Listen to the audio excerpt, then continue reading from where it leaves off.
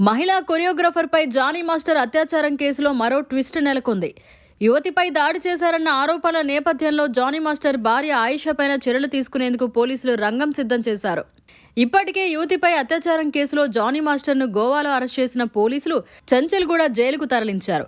Johnny master భార్య ఆయిషా తన ఇంటికి వచ్చి దాడి చేసినట్లు యువతి ఫిర్యాదులో పేర్కొంది.